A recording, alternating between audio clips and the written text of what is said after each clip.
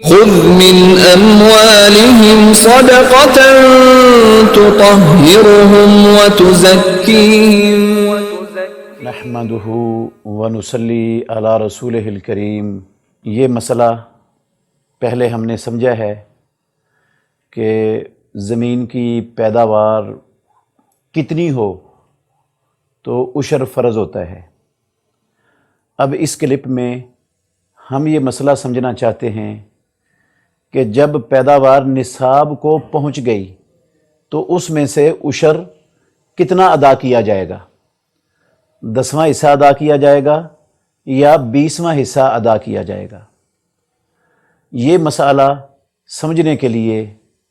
ہمیں عبداللہ بن عمر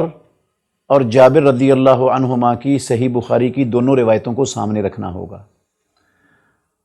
عبداللہ بن عمر رضی اللہ عنہما والی روایت میں ہے، رسول اللہ صلی اللہ علیہ وسلم نے فرمایا، فیما سکت السماء والعیون او کان عثریا العشر،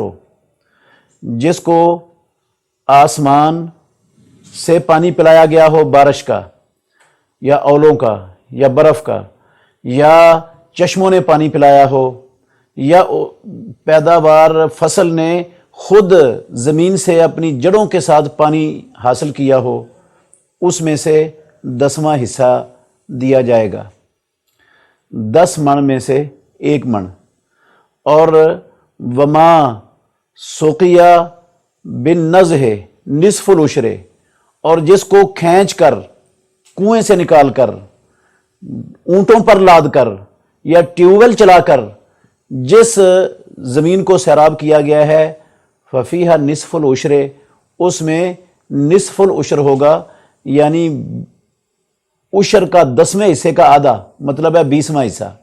20 من میں سے 1 من۔ دوسری حدیث ہے جابر رضی اللہ عنہ کی صحیح بخاری میں، اس میں لفظ ہیں، رسول اللہ صلی اللہ علیہ وسلم نے فرمایا، فیما ساقات الانہار والغیم العشور وما سقیا بالثانیۃ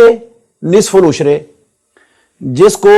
نہروں کے ذریعے سیراب کیا گیا ہو، جس فصل کو، یا بارش کے ذریعے سیراب کیا گیا ہو، اس میں سے 10واں حصہ ہے، 1/10 ہے، 10 من میں سے 1 من۔ اور وما سقیا بالثانیۃ، جس کو راہٹ کے ذریعے، جلار کے ذریعے، یا اٹھا کر کھینچ کر ٹیوبل چلا کر سیراب کیا گیا ہے، ففیہا نصف العشر، اس میں نصف العشر ہے، 20 من میں سے 1 من ہے، 20واں حصہ ہے۔ تو اللہ رب العالمین نے چونکہ یہ جو بارش کا پانی ہوتا ہے، چشموں کا پانی ہوتا ہے، اس پانی سے زمین کو سیراب کرنے کے لیے کھالیاں، نالے وغیرہ کھودے جاتے ہیں، جن کے ذریعے پانی زمین کو، فصل کو پہنچایا جاتا ہے، اور ان کے کھودنے میں مشقت بھی کرنی پڑتی ہے، خرچہ بھی آتا ہے، اور اگر بندہ کسی سے کھدوائے، مزدوروں سے کھدوائے، تو ان کو مزدوری دینا پڑتی ہے، لیکن یہ مزدوری ایک ہی مرتبہ، یہ مشقت ایک ہی مرتبہ کرنی پڑتی ہے۔ جب آپ ابتدا میں یہ کھالیاں بنائیں گے تو ایک مرتبہ مشقت کرنی پڑے گی، اور اس کے بعد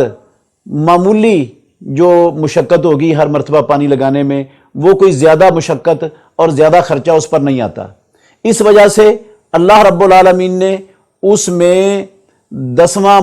حصہ مقرر کیا ہوا ہے، عشر کو زیادہ مقرر کیا ہے، زیادہ عشر رکھا ہے۔ اور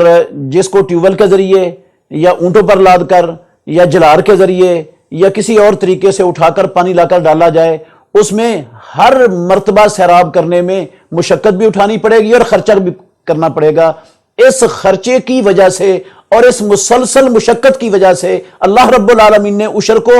کم کر دیا ہے، اور وہ 20واں حصہ اس میں سے مقرر کیا ہے۔ تو مسئلہ یہ ثابت ہوا کہ جون سی فصل جس کو بارش سے سیراب کیا گیا ہو، نہروں سے سیراب کیا گیا ہو، چشموں سے سیراب کی گئی ہو، یا اس نے زمین سے خود پانی چوس کر اپنی نشو و نما پائی ہو، اس فصل میں سے جب وہ نصاب کو پہنچ جائے تو 10واں حصہ اللہ رب العالمین کا حق ادا کرنا فرض ہے۔